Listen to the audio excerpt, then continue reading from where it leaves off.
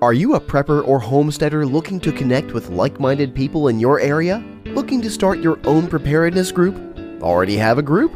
Well, look no further than PrepperNet. PrepperNet is dedicated to personal responsibility, individual freedoms, and being self-reliant. PrepperNet has monthly meetings in over 100 cities where you can meet and learn with like-minded people in your area.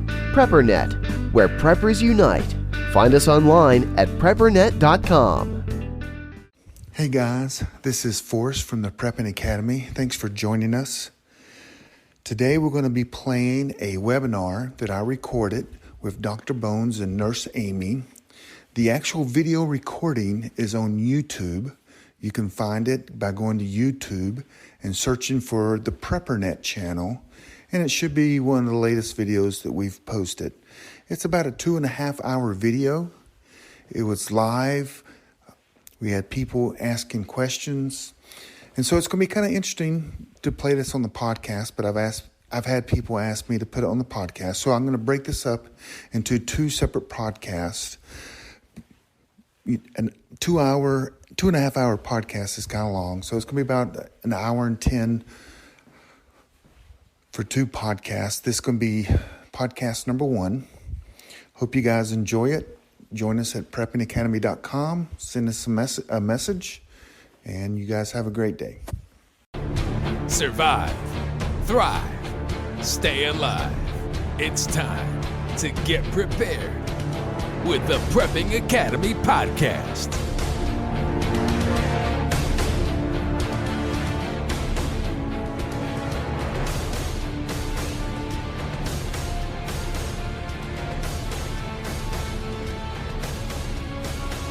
Hey, I want to welcome everyone tonight to our presentation with Dr. Bones and Nurse Amy. We're going to talk about a variety of things when it comes to, virus, flu, the coronavirus, all that. We're going to talk about all this. So last week we did have another, we talked about the threats and how to get these warnings, and we'll go over that. But I do want to mention that I have never streamed to YouTube with this software. So this is a first time. It all seems to be working well right now, but there is a Murphy's Law that's involved. We'll have, if something goes wrong, if you'll go to our Facebook group, we'll give you updates there. But this is being recorded twice. So if everything fails, it still will record on my local machine. So hopefully it won't. There will be a replay. I guess I'll post that on our Facebook site and maybe email that out. This is brought to you by PrepperNet. PrepperNet is a organization where we try to connect preppers in the United States, actually in the world. We have almost 1,000 people outside the United States at this point. Well, it's right at 700. I round up when I need to. And what we do is we have local meetups in areas near you. And the goal is for you to go and meet other people. PrepperNet's ultimate goal is for you to build community locally, not on the internet. And so when you go to our main Facebook page, we only have like 3,500 members. But you've got to remember each city has their own Facebook page. And so we encourage you to get local with your with your groups. So we have meetings where every one of these P's symbols are. You can see the Carolinas. We did start in the Carolinas. Here's a listing if you want to see the listing. Wow. I'm hoping you can see all of them. I think there's 62 cities that are on here.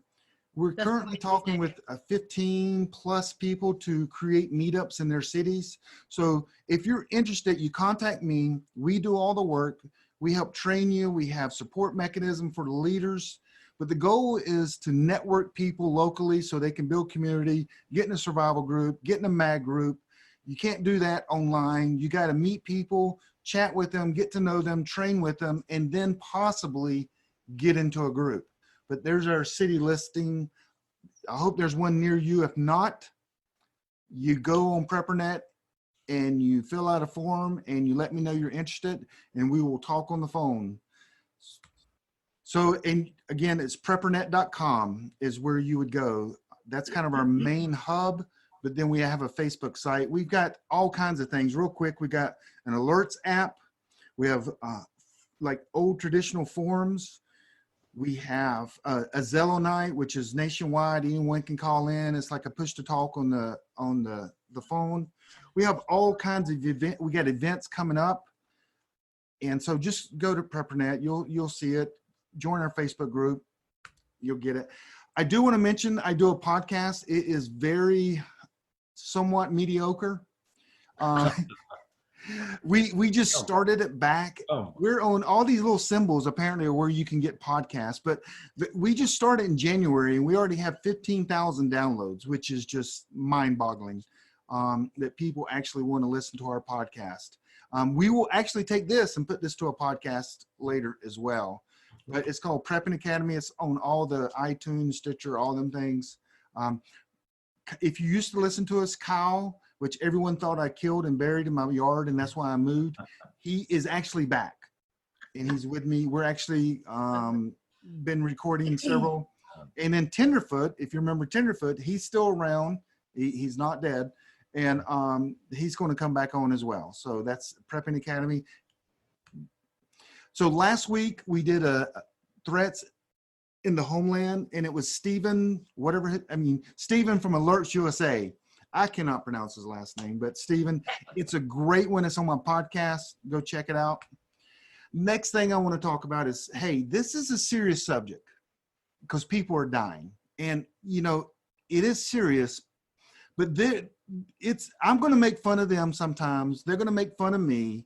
We're going to have a good time about this serious subject. So I just want you to kind of be aware that we will laugh, we will joke, but we understand that this is a serious subject. We do understand that. So is that right? Will I make fun of you guys any? Oh, it's okay. It's Totally okay. okay. I'm an infinite repository of being made fun of. You know what? I mean, this is a serious thing, but if you can't laugh on a daily basis, right? I mean, it's the best medicine, right? Best medicine. Yep. Right. Probably builds immunity. I'm going to call it the number one immunity builder that's natural is laughter. Yep. Awesome. Natural immune booster. There you go. So we have this crisis somewhat, not really in America, but it could be. And so I got two experts, Dr. Bones and Nurse Amy. They do doom and gloom. They've written books. They got an online store you can buy things. They've been around in this industry. I bet everyone on the video here that's watching, I know you've probably heard of these people before. I own both these books. And actually I have two of the survival medicine book. Oh, do y'all remember? Oh my goodness. The first time I had you guys on my podcast, what I did, do you remember? What year? Wait, let's ask him what year. That was like 2 years ago. I mispronounced your names and I got your book name wrong. Do you not remember that? And y'all just made fun of me. I do slightly, but that's okay. You're one of pretty much everyone. Okay. But I don't remember much okay. from 2016 to 2018 because of my Alzheimer's. You don't have Alzheimer's. Oh. You just have old. I have Alzheimer's. He has Alzheimer's. Alzheimer's disease. Okay. Well, tonight we're going to talk a lot about the coronavirus, and so I wanted to bring some shots up so that they Serious could. stuff, It's sealed. guys. It's sealed. It's sealed. We're not drinking. It's Yep. sealed. But I like that coronavirus with the lime. Again, I don't know. These memes are going crazy on the internet. They are. You know what? You got to laugh sometimes. Again, this is so serious. There are horrible things happening. A lot of this discussion tonight is not going to be fun. We're not going to be smiling a lot. We're going to kind of sound like your parents. Right. You should put gas in your car and you shouldn't drive with a windshield that's cracked, and make sure you come here on time. We're going to sound like that a lot, but in between these things that are serious, we all do need to take time to laugh. It's, you work hard and you have to play hard too. Yep. Hey, let's take a quick break. Are you a prepper or homesteader looking to connect with like-minded people in your area? Looking to start your own preparedness group? Already have a group? Well, look no further than PrepperNet. PrepperNet is dedicated to personal responsibility, individual freedoms, and being self-reliant. PrepperNet has monthly meetings in over 100 cities where you can meet and learn with like-minded people in your area. PrepperNet, where preppers unite. Find us online at preppernet.com.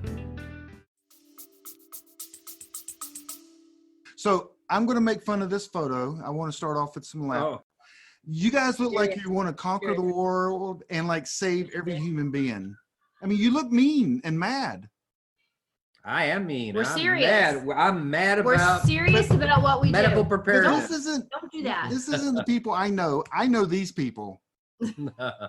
Right. The smiley, happy people. Yeah. So, Because we're optimists. and so I asked them a couple years ago, okay, I mean, you guys work as a team, but who's the boss? And that was clearly stated in this photo. Wait, ready? Yeah. So without any, I mean, everyone knows who you are. Joe and Amy, a lot of people know them as Dr. Bones and Nurse Amy. They run Doom and, not Gloom, Doom and Bloom. That's right. And they are live with us right here in the house. And so, welcome. Thank you very much. We're very glad to be here. Thank you guys for listening to, well, some old guy drooling on his shoes. That's me. I have that in the, if you guys watch the end of our videos, the 2 face mask videos and the 2 coronaviruses videos, I actually have stars that show, and then they have the credits, and it says Dr. Joe Alton, starring as a really old doctor. The truth. And I'm just the editor. And, I'm the editor and producer, but he's a really old doctor. You can't hide it from the truth. Every day. Well, let's go ahead and get started with this. This is important. I am, as Forrest said, Joe Alton, MD. I'm retired but actively licensed medical doctor, fellow of the American College of Surgeons, American College of OBGYN, and this beautiful person is Amy Alton. I'm an advanced registered nurse practitioner, although Florida has changed us to APRN, advanced practice registered nurse. I will never use that. Thank you very much. But I will always be an advanced registered nurse practitioner in my own right. No matter what they try to change us so to. you're also a certified nurse midwife. And I am midwife. a certified nurse midwife with a master's degree in nursing. That's right. Well, I do want to say this before you get started. They're going to tell me, I have the slides on my computer, so they're going to tell me when to go to the next slide and stuff. So if you guys hear us interact. Right, I will be saying that. Because that's what they're saying. Absolutely. Okay.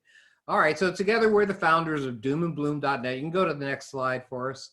And we have, gosh, over the years, I think you'll find over 1,200 articles, videos, and podcasts on medical preparedness on our website at doomandbloom.net. If you can go to doomandbloom.com too, we're also there.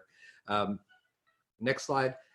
We design an entire line of medical kits, including personal protection equipment for infectious disease events, something we're going to be talking about today. You'll find them at our store along with books and DVDs and USBs and all that stuff. That's the shameless plug for tonight. Oh, by the way, you may know us from our podcast, the Survival Medicine Podcast. It's been on for a few years. Our Facebook group is Survival Medicine Dr. Bones Nurse Amy, and our YouTube channel is indeed Dr. Bones Nurse Amy, Dr. Bones Nurse Amy. In modern times, I go back one. I just want to say this about, just in general, about medical preparedness. You know, we have become dependent so much on the high technology that has eliminated so many infectious diseases. And so it's almost surprising that I'm here having to talk to you about them. You know, we have antibiotics, we have antiviral medications. They're available for a lot of different infections. They work well, and physicians aren't afraid to use them when they're necessary. So I don't blame you out there if you feel sort of, well, invincible. There's a certain invincibility that comes when it comes to your health in modern countries with a lot of money like we have in the United States.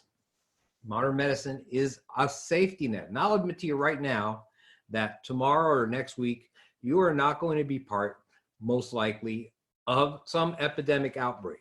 And maybe it's small, but it's almost infinitesimal. However, over the course of a lifetime, that might not be the case. Or maybe if you include your children's lifetimes, well, it may not be that unusual for there to be an epidemic outbreak or some other disaster that affects your life. And so it's very important to be ready, and not only just in general with the beans and the bullets, but also with the bandages.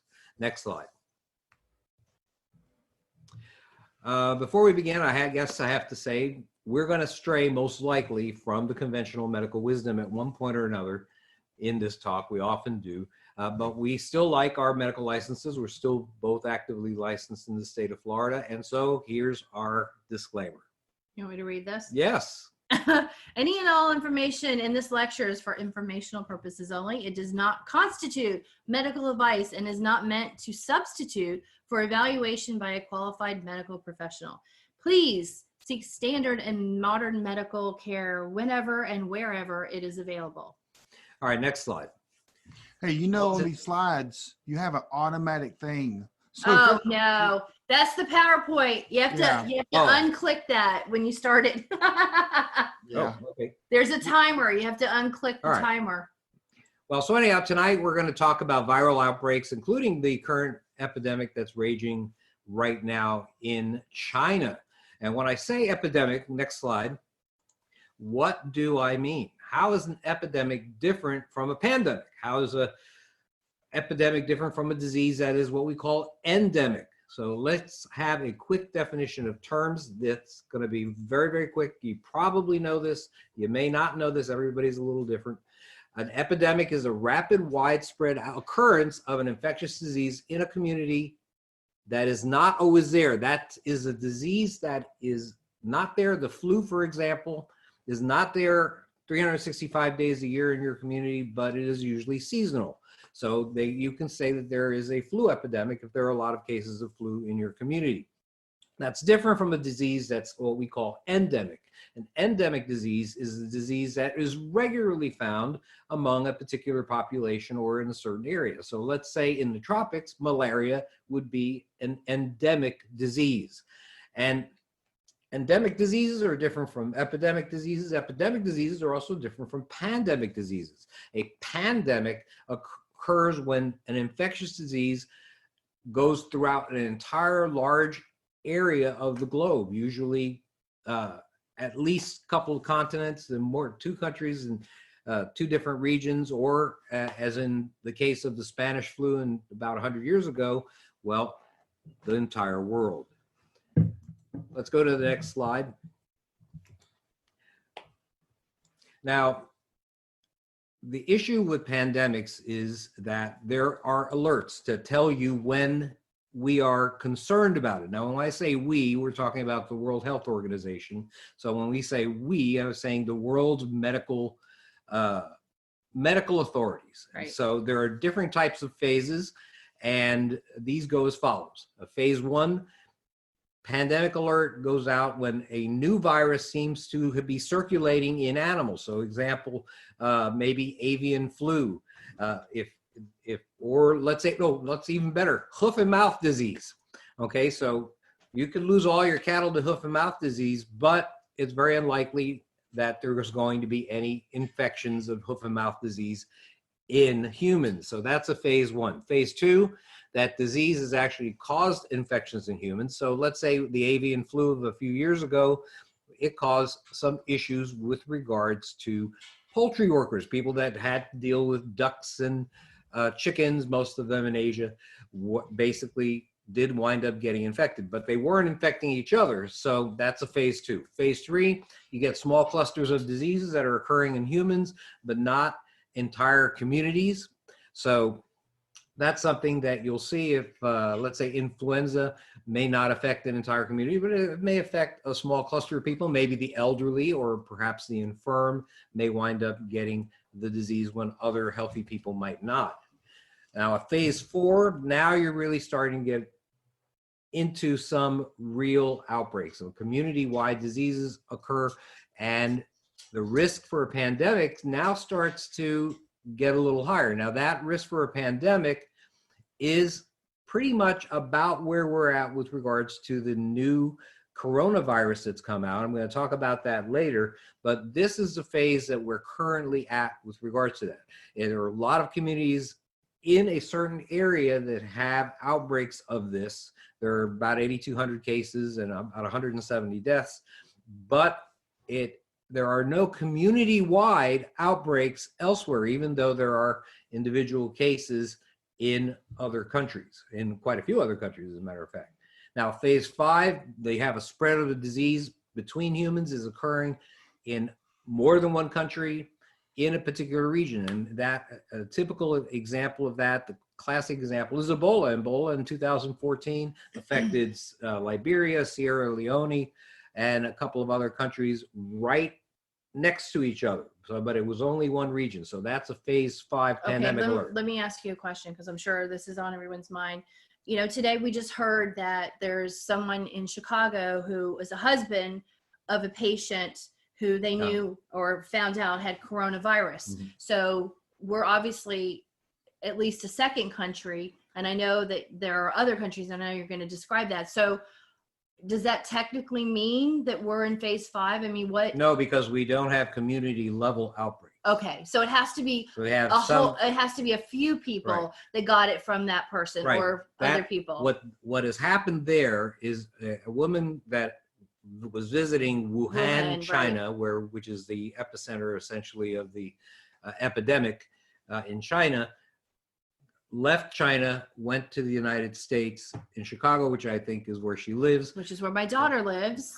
She's about 60 years old. Her husband is about the same age, I would expect. Right. And He wound up getting sick. So indeed, there was human-to-human transmission. And by the way, that's the 5th country in which there's been proven human-to-human transmission. But no country other than China has had a community-level outbreak. And that's the difference. That's why this coronavirus is still at level 4, not at 5 yet, and because it's still just in China in terms of a community level outbreak. Gotcha, community level. So, I mean, the questions that we have, I mean, there are like a million questions that I don't know that will ever get answered, but one of them, of course, in this case is, did they share a cup of water? Did she give him a sip of her coffee? Did they share the same plate of food, which a lot of couples do when they go out to eat? And, oh, well, let me have a bite of that. Oh, I'll use my fork. You know, we don't know exactly what they did. Was it kissing? Was it just being in the same room? Was it sleeping facing each other at night that they were a few inches away? We'll never know. That answer will never come to us. You're absolutely right. Because you don't know when it jumped. You're absolutely right. This is really frustrating but we do believe, for a lot of people. Right. We do believe that this is a type of disease that is passed along by aerosolized droplets. Right. It could be fluids. It could be possibly just floating around in the air like the flu does. So that's a possibility. I just want to say one thing about the World Health Organization. Yeah. Usually the World Health Organization drags its heels a lot with these things and refuses to actually declare an epidemic as a global emergency. But they have indeed today, for the first time, officially declared the new coronavirus, which is known as 2019 nCoV, a global health emergency. And what that means is that now many more resources are going to be marshaled in an effort to fight the spread of this epidemic. Which is exactly what he said when he was making the announcement. We heard most of it, that he's not doing this because he feels that this is going to cover the globe and kill millions of people. He's doing this because initiating this level allows money and funds to go to the countries, unlike the United States that has a lot of money, and other countries that are well funded. It allows the poorer countries who are at risk, at big risk for being, incubation areas for making this worse, which we'll talk about later, allow them to keep control. Even if they have one patient or two patients, they might not even have a hospital bed with isolation and precautions or even standards to be able to handle it. So there's a lot of places in this world where if it hits and goes a little crazy, that those people just can't handle it. So this is not saying, hey, the whole world's about to get this. We're all going south. You know, you better start digging your graves. What he's saying is, I have to do this to release money for the places that aren't going to be able to handle even a single patient.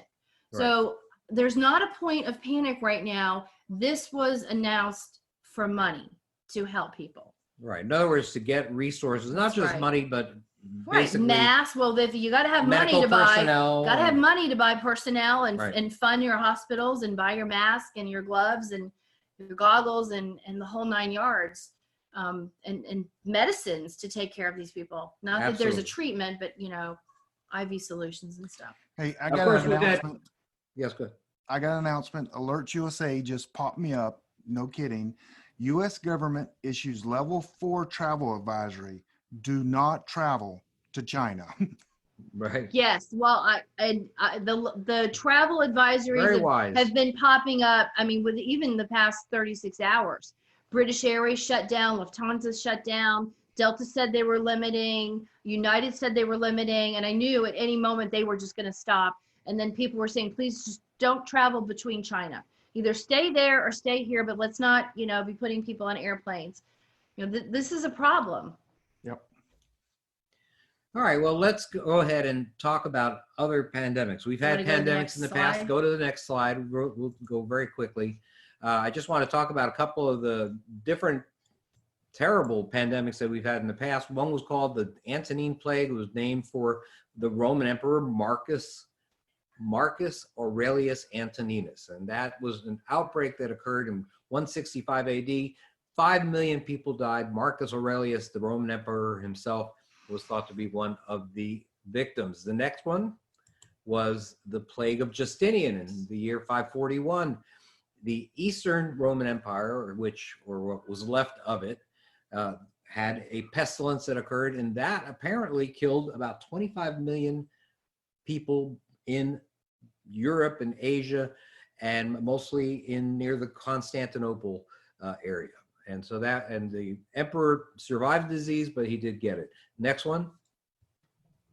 The Middle Ages obviously racked with waves of pandemics of something called the plague, which was also known as the Black Death. I'm pretty sure everyone's heard of this in their history books. That's right. They've researched. That's right. 75 to about 150 million deaths that were attributed to it. There were about 450 million people total on the planet, and it killed 75 to 150 million of them. Next slide. By the way, half of those died in a span of only 4 years in the 1300s. Then, of course, you have the Spanish flu in 1918. As World War I was grinding to a close, there was a new strain of influenza, and that killed 50 to 100 million people. It's believed that it actually infected a third of the world's population at the time, which was about 2 billion. It killed about 50 to 100 million people. There are other influenzas as well. Another interesting thing about viruses is that they tend to mutate, and they do it regularly. Take the flu. You can see in this particular slide that the flu virus can change. There are a number of different strains. Change it. Oh, okay. Go to the next slide. The list. There we go. All right. And so viruses tend to mutate. There are a lot of different viruses. They mutate regularly.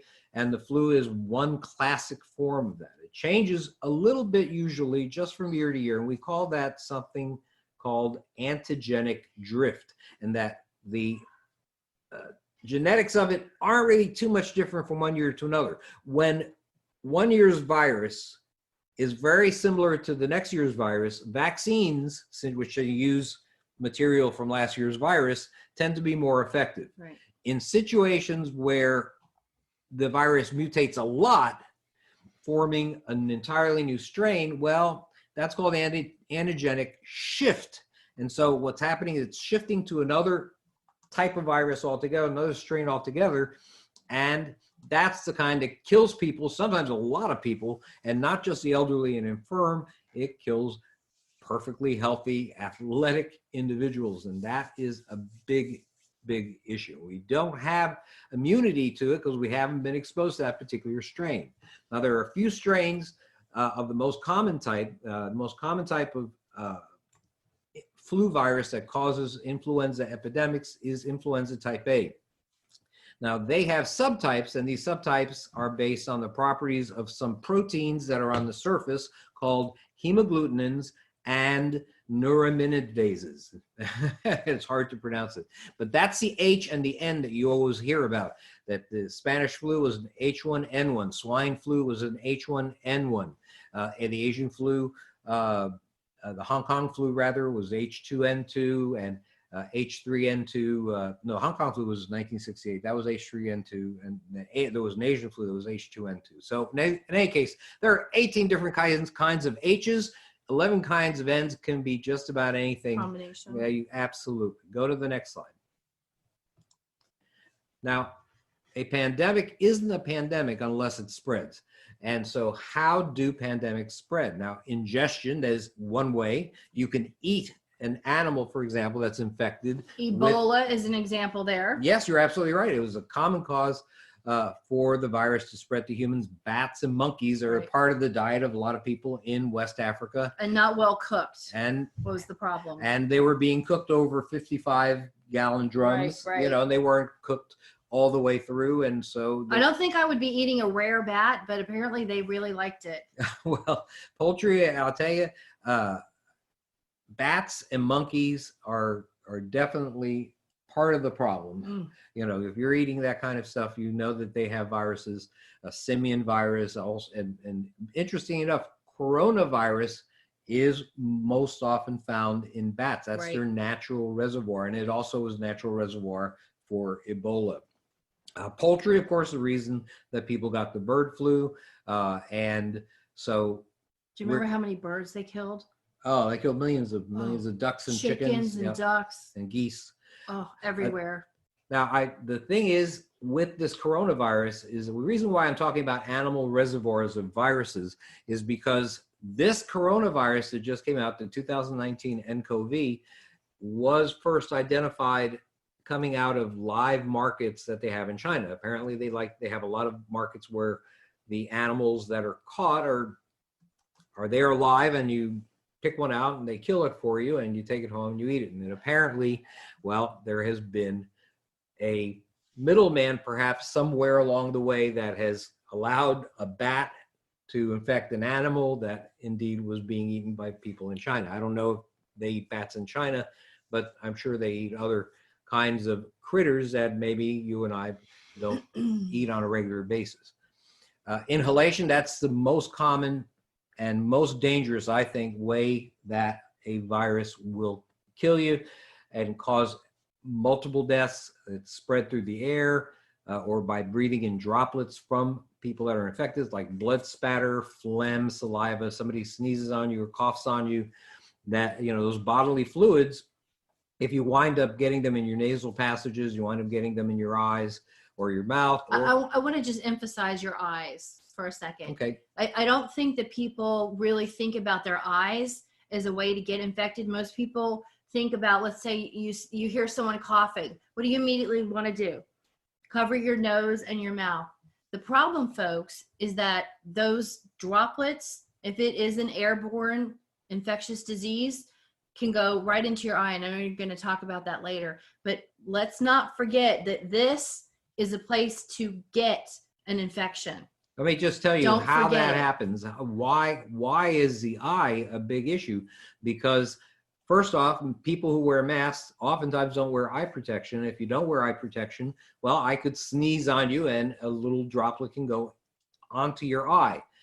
What happens is the eye, the viral particles that are in your eye or on your eye right now wind up going down into the tear ducts. And guess where the tear ducts connect to? The nasal airways. They go to the nasal airways, maybe the sinuses, and into your oral cavity, and you are now a host for a virus. Yep. So that is a pretty big issue. Next slide. We'll show this later, but don't forget these, folks.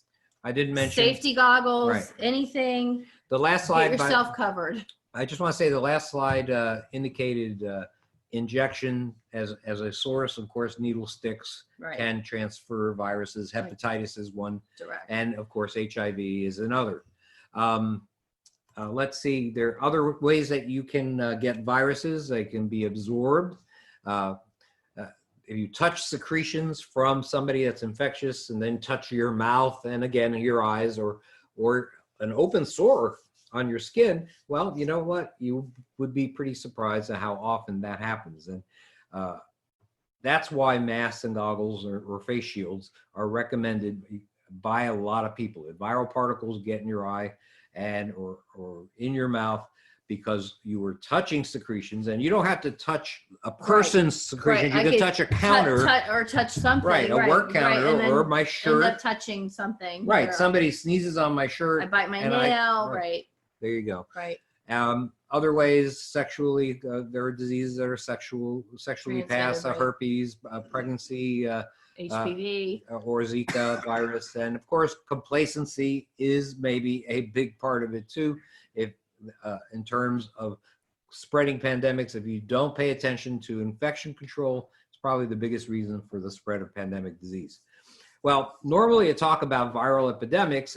During flu season, we'll concentrate on what? The flu, right? Well, this year, the virus that has us concerned is indeed a member of an entirely different family. I've mentioned already, coronavirus. That is a family of viruses called coronaviridae, and they're called that because they have little projections, as you can see on the slide, that look like maybe the tips of a crown, if you're very imaginative, or the corona of the sun.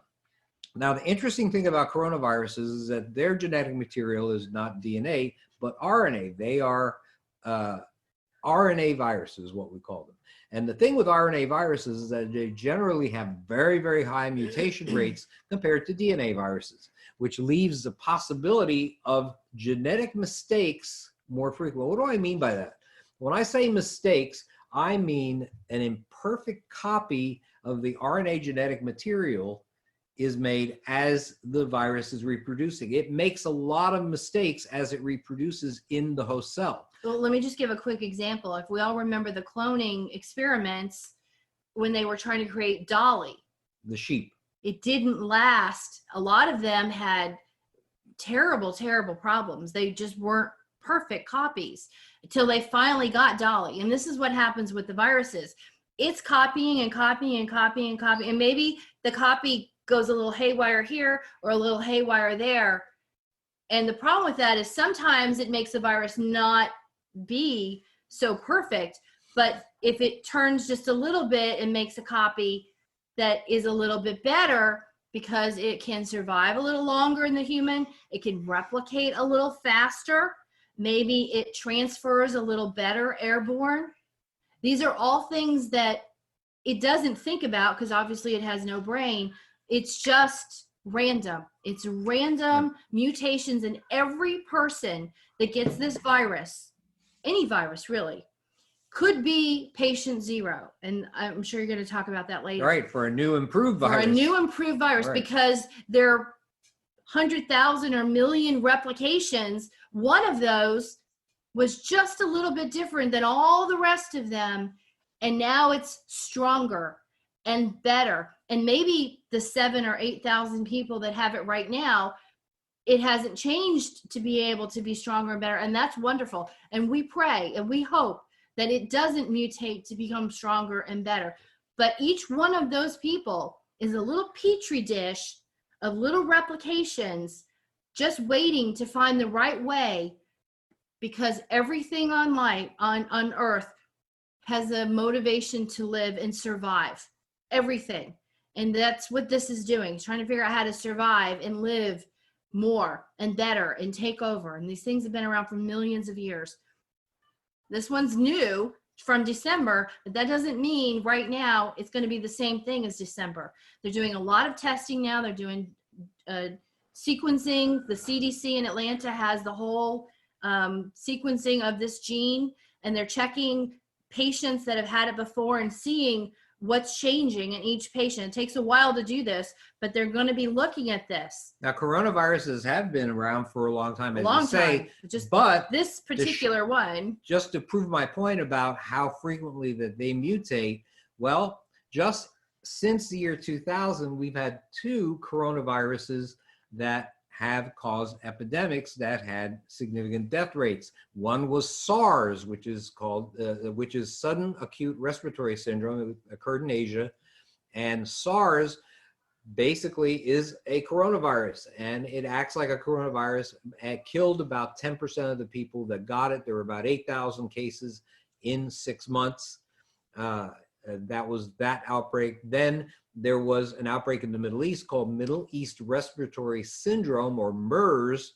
Well, that occurred in the Middle East, but they had a lot of deaths from that. Probably 45% of people that got that virus, and thousands of people got that virus too, wound up dying. So it was more lethal. So there are changes in these viruses that are occurring just in the last few years and making these new viruses or new strains of viruses that we didn't know of before. And today, in all the people who have the active virus, each person is replicating this virus until the human's immune system can overcome it. And if the human who has it can't overcome it, that's when we have the problem. But most of our immune systems are pretty good. I think this is mostly hitting, as always, the older, the immune compromised, and the young. So if you have a disease that causes you to have problems with immunity, or you're just older, as we get older, we don't fight things as long or as easily. Our colds last longer, our flus are a little bad. Right, you may develop pneumonia even as a result of having if you break the flu. a leg, it takes longer to heal. You break a hip. This is why people die from hip fractures. But if you had a hip fracture when you were 20, you probably wouldn't die from it. So, we just have problems fighting it. But as humans, we do have a really good immune system. So folks, and we'll probably talk about this later, but think about things that make your immune system better. Because we're right now, personally, the only thing that can fight this if you get it. Your body, how you are, your health system, what you're eating, what you're drinking, what you're doing, your stress level, all of these things, your diseases, maybe you're not taking the right medicine, you're not exercising enough, you drink high fructose corn syrup. I mean, there's a million things that have problems with your immunity. So get everything under control. If for some reason this does mutate enough to really go out and spread, the people who have the immune system are the ones that are going to still be here. And hopefully it won't happen, but we're trying to give you, some tools to, hopefully survive if something on the worst case happens. Now, I just want to say something about the current coronavirus that has caused an epidemic. Basically, about 8,200 people that have actually wound up getting sick. That only about 2% of the people who are that have this particular coronavirus only die. So that's 2%, a 2% death rate. That's very, very small, similar to the mortality though from the Spanish flu. That's much less than, let's say, SARS or MERS. The SARS virus was only 10% death rate. So the death rate is one thing, but the question is how contagious is the new coronavirus? Now you got to figure out why this thing is contagious and how contagious it is. How many people are going to get sick as a result of being exposed to a sick person? Go to the next slide. So to determine this, we have to look at something called the reproduction number, or shorthanded as R0. Basically, the 0 is where a comma would be if you see it represented in chemistry. And it represents a number of people that a sick person would infect if that person was placed in a population that was completely free of the disease. Now, if that number is just 1 or less, only one person winds up getting sick as exposed, or less gets sick as a result of exposure to that person, the chance for an epidemic is going to be low. The higher the number is, however, the more likely that infection is going to go out of control. The R naught number for an infectious disease, well, you know what, we have a lot of different opinions as to what the R naught number is based. If you go from virologist to virologist, you go from textbook to textbook. But if you take a look at this slide here, you can see that Ebola was not as contagious as a lot of other diseases.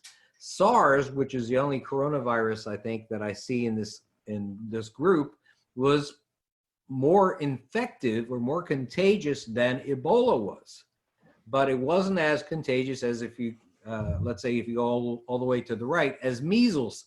Basically, with SARS, every infected person that was in an area where nobody had been exposed to it before infected 2 to 5 people, maybe 3 to 5 people, and as a result, it became an epidemic. Right.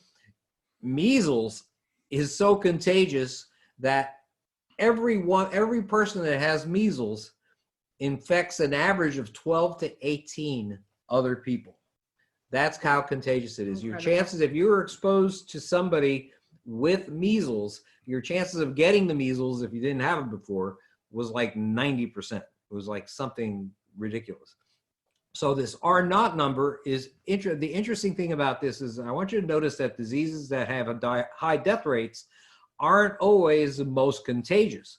As you can see, Ebola is not so contagious, but it was pretty darn fatal, 45% fatalities, compared to, well, let's say Zika virus there in the middle, more contagious than Ebola was, but very, very few deaths. Because we've got how contagious is it and how lethal is it? Exactly. So there's a death rate or mortality rate or fatality rate, and then there's the infectivity of a particular, how contagious. Two different things. That's right. Next slide. What the bad thing is when you get a high infectivity rate and a high death rate.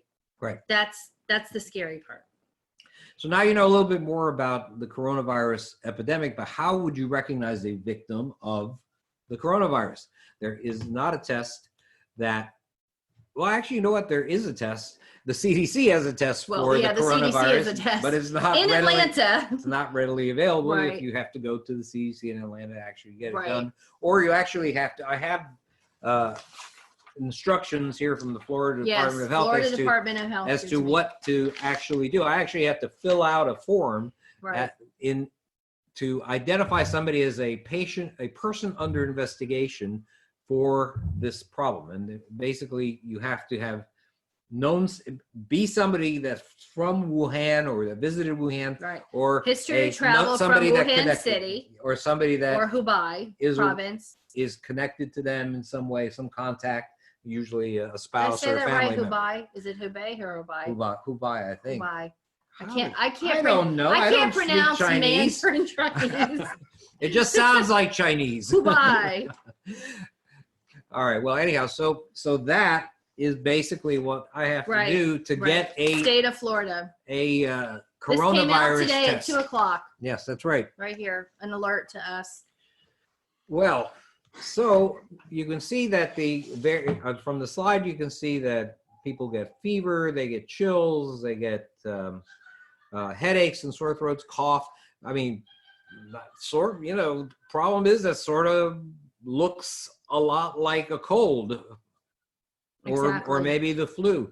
And the funny thing is that most people that wind up with this new coronavirus actually wind up, well, they get sick, and the symptoms are usually relatively mild, and they're usually better in a week or so. The funny thing is that when you look at the statistics, they're only willing to say that out of the 8,000 people, only 200 have recovered. So I think they're still watching people and just wondering how long, these people are going to be Remember contagious. how long Zika stayed in the blood system and in the eye fluid? Right. So years. Right, exactly. Years this virus stayed in their bodies. So that's sort of interesting that they say there's only 200 people have recovered from a viral disease that has so far infected 8,200. Right. But in any case, the problem with this is that 1 in 5 coronavirus victims becomes very ill. And instead of a cold, in which very few people wind up becoming very ill, or even the flu, in which most people recover relatively easily unless they're elderly or infirm or immune suppressed. Well, 1 in 5 people that gets the coronavirus, this new strain, winds up having difficulty breathing, they're short of breath, they get pneumonia, and their organs fail, kidneys especially fail, and in a small percentage, these people die. And in any case, even if they don't die, what they're doing is they're taxing the medical system to the point that it's strained and it cannot handle more and more sick people. So we have to see how many more people wind up getting infected and what it does to China's medical infrastructure. Right now, as I understand it, Wuhan, which is a city of 11 million, is essentially a ghost town. And that's another thing, because since you can get it, and since you can be contagious without even knowing you have the right, virus, before you have you symptoms, think you're perfectly healthy. I have no symptoms. I'm fine. I'm going to go to the grocery store. I'm going to go out to the park. I'm going to go, to a mall or something, or a market, which is what they have.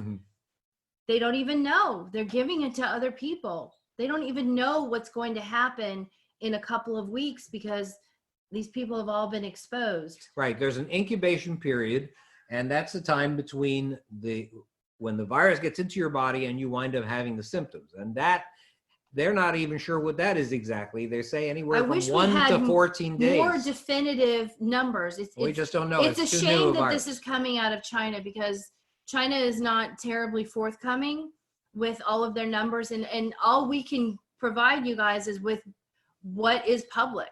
What the truth is that's happening on the ground. I'm sure most people here who are interested in the subject, and that's why you're listening to us, have seen YouTube videos. I saw a YouTube video of a nurse in, full pandemic gear with, the whole biohazard suit on, talking through it, saying that she believes that we're 90,000 people who are sick.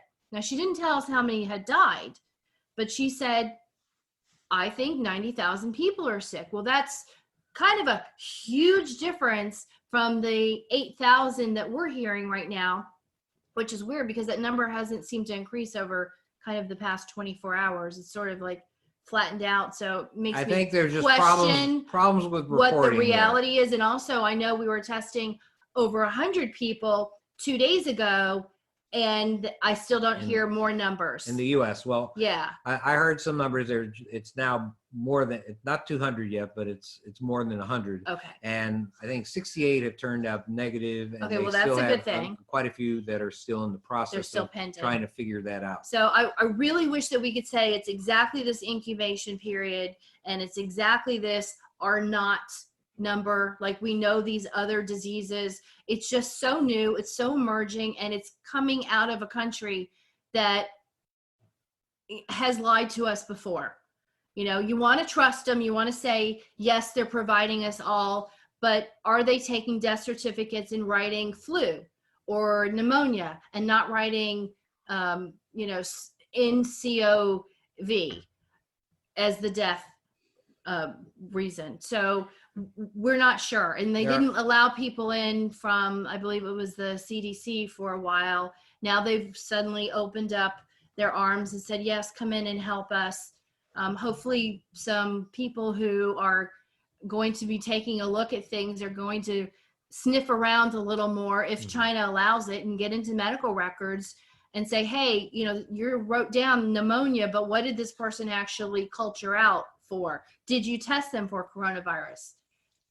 Where's the test results? And I see 10,000 people that were not tested for coronavirus. We don't know. We don't know. This is so early. We're giving you what we can.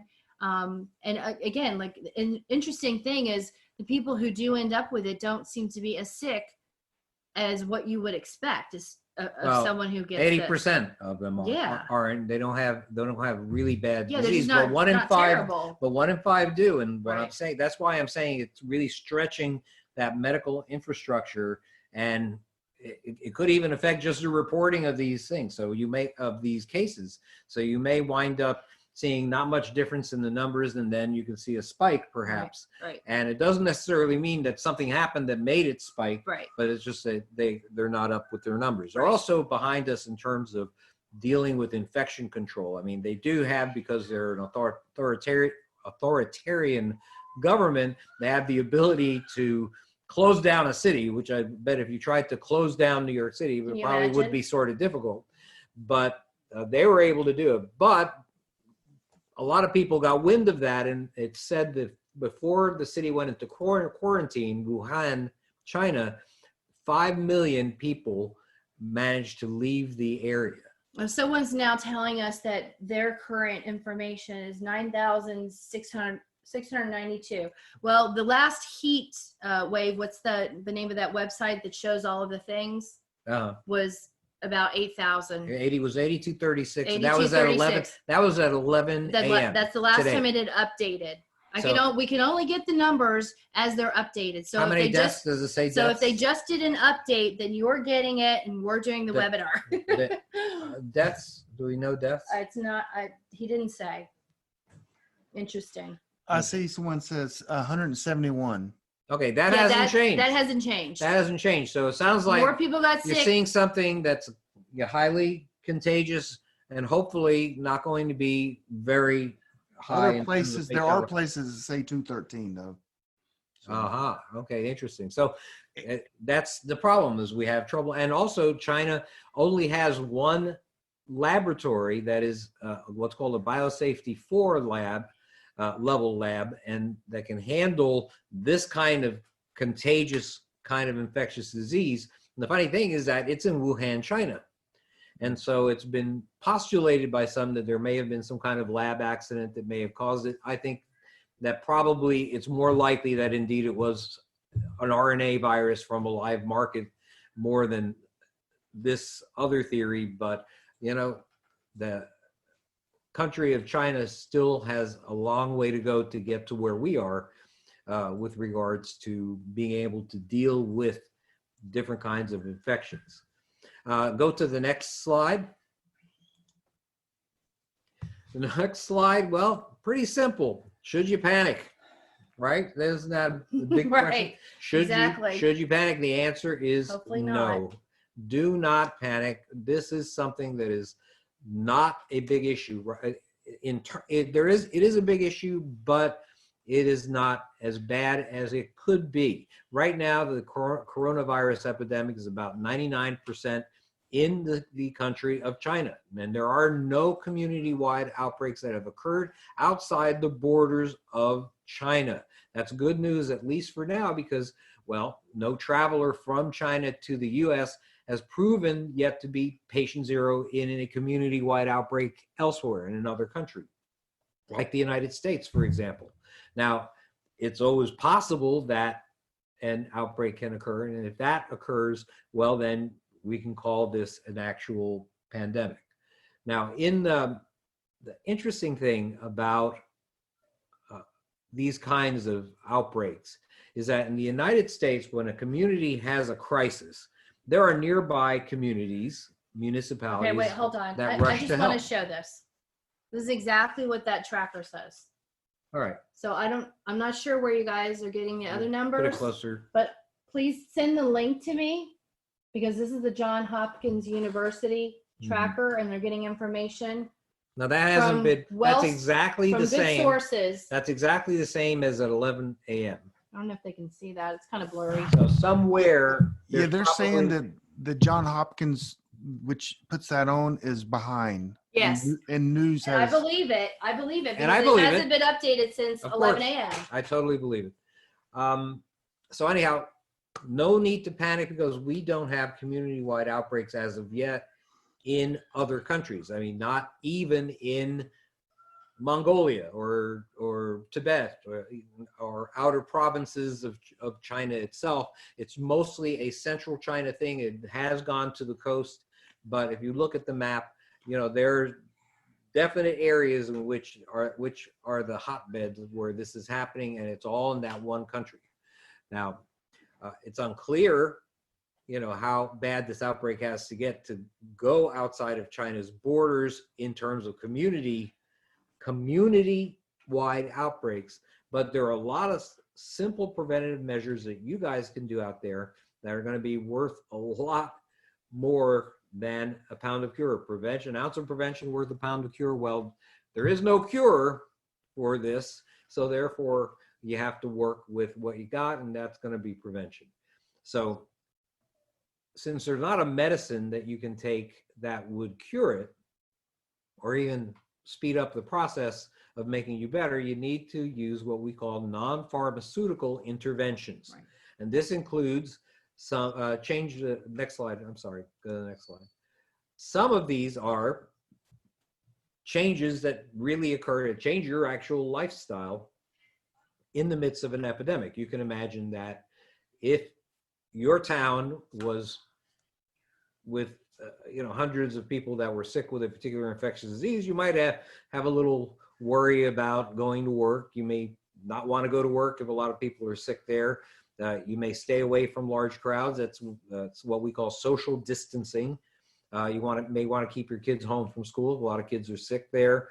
And in your own family, you may want to isolate the sick people from the healthy ones, at least as much as possible. Now, the thing about that, and why that's so hard to do, is because how about if you have to take the bus or you have to take the subway to work, and you or go to a hospital to get dialysis? Yeah, I mean, there are right. reasons why you need to go into groups Right. of people. And you don't have, or you don't have the financial wherewithal to simply not go to work. Exactly. So you wind up people going to work so they Bills can get a still come paycheck, in. and they can get sick and could actually kill them. Right. So these are some of the obstacles to being able to really do the kind of social distancing that makes a difference.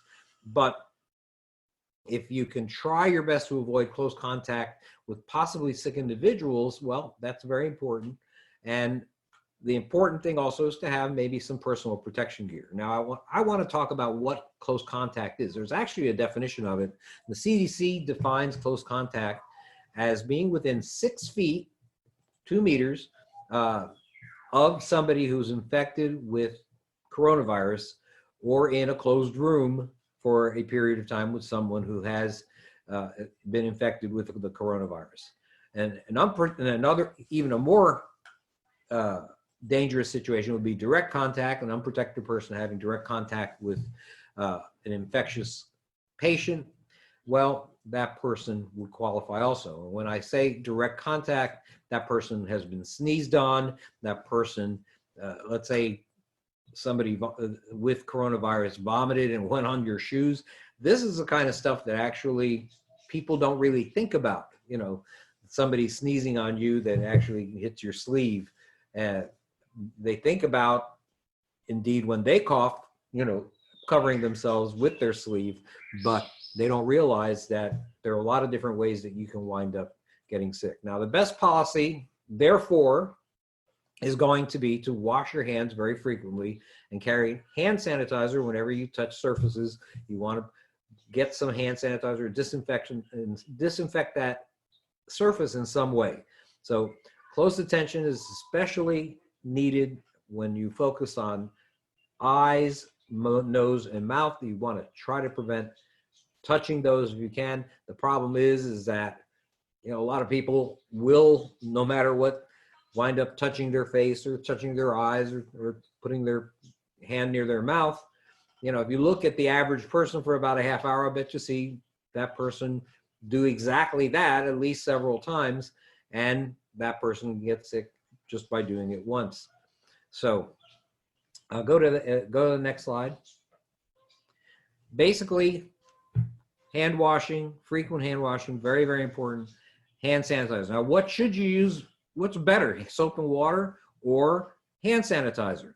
Well, the CDC says, and the World Health Organization agrees, that you should wash your hands with soap and running water whenever your hands are visibly dirty. So any dirt that you see on your hands is a reason to not use hand sanitizer, but to use soap and water. If your hands are not visibly dirty, you might consider using hand sanitizer, or you can use soap and water. Now, the problem with hand sanitizer is that people don't use enough. You actually have to use enough hand sanitizer to get your entire surface of both like and your desk and your wife, covered with the alcohol. Stinky hand sanitizer. Exactly. Now look at how wet your hands are. Just show them how wet your hands are. You got to use a lot of hand sanitizer. So that's what the problem that people have, is that they never use enough hand sanitizer, and that's why they recommend using soap and water instead, in some cases, even when your hands are not visibly dirty. Go to the next slide.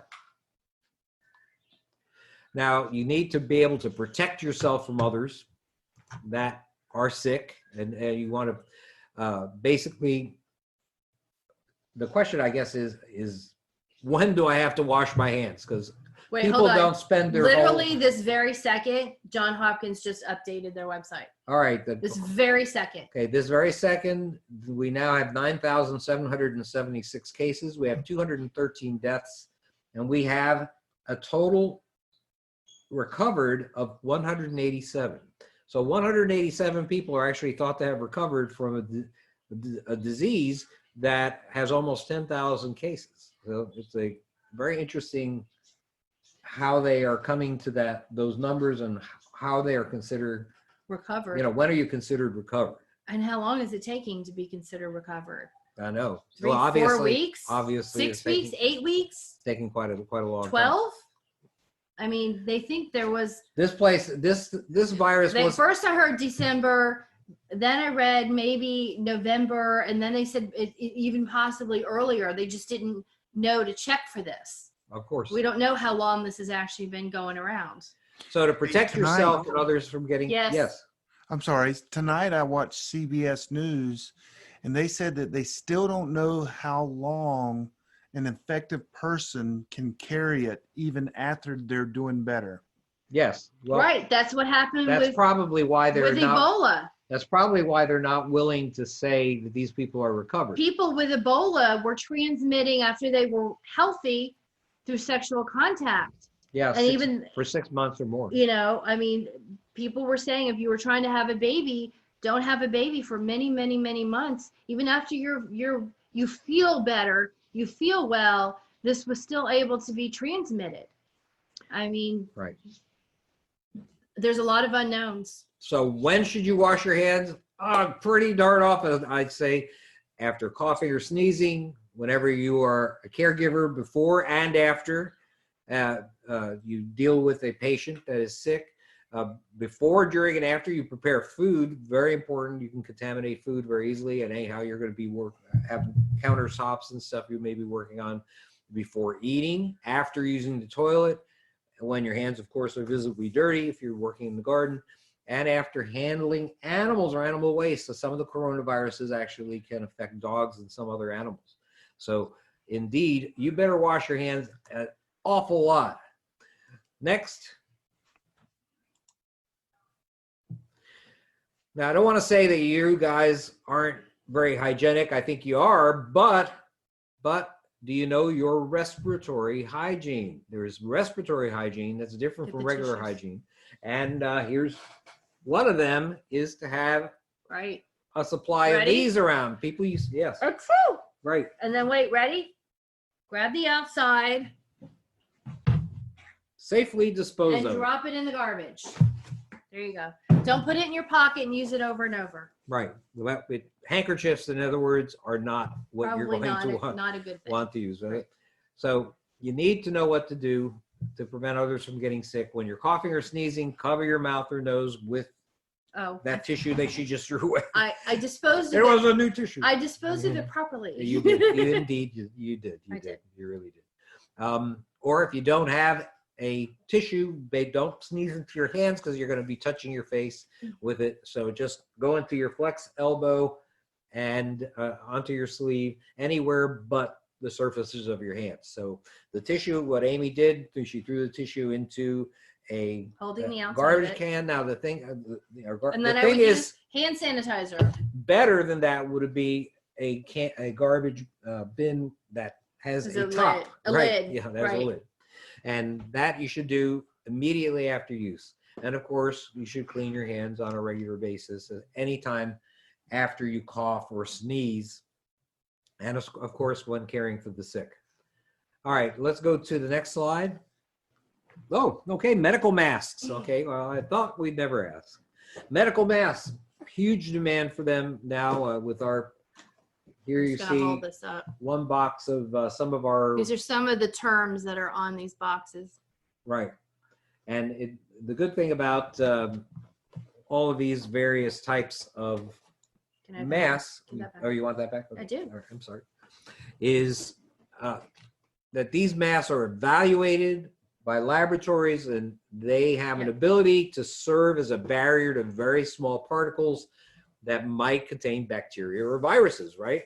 As well, masks are also tested for their ability to fit tightly to, can they see me? Now, let me do this because you're going to be talking while you're doing it. They can see me, okay.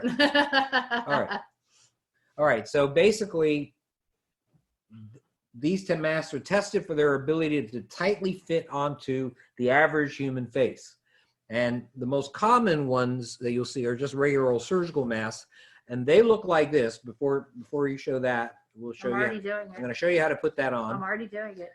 All right, well, I want to explain that. Okay. But first, this is your typical surgical mask. Okay, how do you feel? It feels really nice and snug. All right. Basically, what you're going to do with this is it has ear loops, and so you put it on your face like so, and then you stretch it and you try to make it fit. Now, right. That's what we're doing right here. What you do is with both hands at the same time, you mold it to the way your face is. Then you want to do a fit test. The fit test basically means that you are going to, without pressing on the mask, you're going to feel for air that's escaping. When you breathe in, oftentimes the mask will indent a little bit if there's a good seal, and when you breathe out, you won't feel air coming out from the sides. Nope. When you remove a mask, you will want to grab it by the ear loops in this case, remove it, and do not touch the front of the mask. The front of the mask. I'm doing this one. Okay. And then. All right. Wait. Put them back on. Ready? Drop. Yes. Yes, we're merciless. Drop yours in. You have to see us. Okay, but wait. Never, ever touch the front. The one thing I want to say is that how many TV shows have you seen where they sit, where the doctor comes from the operating room or comes from the ER and he's like that. It's like hanging here. Or he's got it hanging, their ties here, here. This is contaminated. It's disgusting. And so you should never, ever have the front of your mask touching the rest when of you're done with it, this is garbage. Finished garbage. All right. Drop it in like that. Hey, I do have one question. If you will take one real quick. Sure. How long are you supposed to do your hands? Just get them really wet. 20 seconds. Happy birthday to you. Happy birthday to you.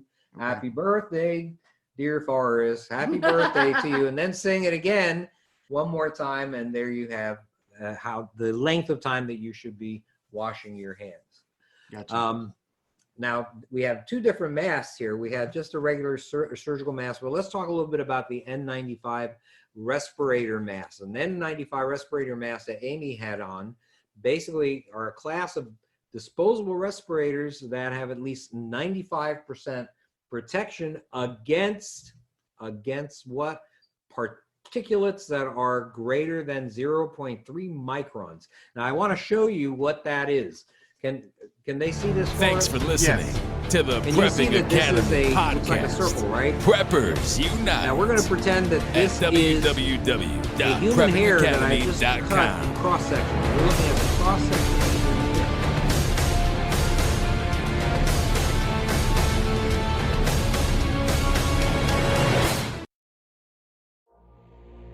Has your data been hacked? Do you feel uneasy about the vulnerability of your personal information online? Were you involved in the Target, LinkedIn, or Microsoft data leaks? Don't know? If not, then pay attention. Join Forrest Garvin from PrepperNet for a free webinar on privacy and security. Gain insights into safe internet browsing, VPNs, crafting online aliases, secure emails, detecting if your data has been hacked, and managing passwords. Secure your spot today for this webinar on privacy and security. It's free. This webinar delves into comprehensive strategies for bolstering your online privacy. We've got you covered, from fortifying your passwords to shielding your financial information and mastering state-of-the-art encryption techniques. We're offering 2 convenient dates to suit your schedule. Reserve your spot now at preppernet.com/privacy. Don't let cyber threats erode your peace of mind any longer. Take the first step toward a safer, more secure online experience by joining us for our free webinar. Remember, knowledge is power when it comes to safeguarding your privacy. Sign up now at preppernet.com/privacy. We'll see you there.